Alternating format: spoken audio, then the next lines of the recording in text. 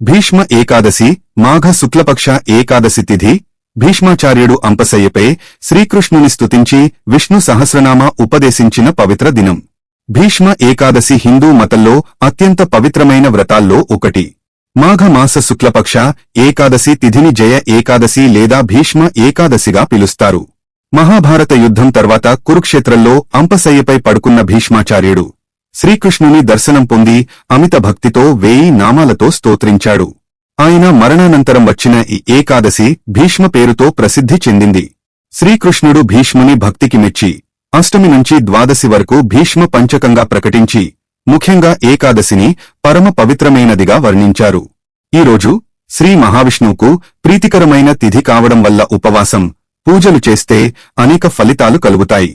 ఉపవాసం పాటిస్తే బ్రహ్మహత్య పాపం సహా అన్ని పాపాల నుంచి విముక్తి, స్వర్గలోక ప్రాప్తి సాధ్యమవుతుంది. ఏ కార్యం మొదలుపెట్టినా విజయం సాధ్యమని జయ ఏకాదశి పేరు. భీష్ముడు బోధించిన విష్ణు సహస్రనామ పారాయణం చేస్తే కోట్ల జన్మల పాపాలు తొలగి శత్రువుల నుంచి మోక్షం, ఐశ్వర్యం కలుగుతాయి. పాండవులు ఈ సహస్రనామంతో కురుక్షేత్ర యుద్ధంలో విజయం సాధించారని ప్రతీతి. ఈ వ్రతం దశమి రాత్రి నుంచి ద్వాదశి ఉదయం వరకు తెల్లవారుజామున స్నానం చేసి పూజా మందిరం శుభ్రం చేసుకోవాలి. పసుపు గుడ్డపై బియ్యం, తమలపాకు పెట్టి విష్ణువుని పూజించాలి. భీష్ముడికి తర్పణం చేయాలి. భగవద్గీత, విష్ణు సహస్రనామ పారాయణాలు చేయాలి. తరువాత ఓం నమో నారాయణాయ మంత్రజపం 108 సార్లు చేసి పంచహారతి ఇవ్వాలి. ఓం నమో నారాయణాయ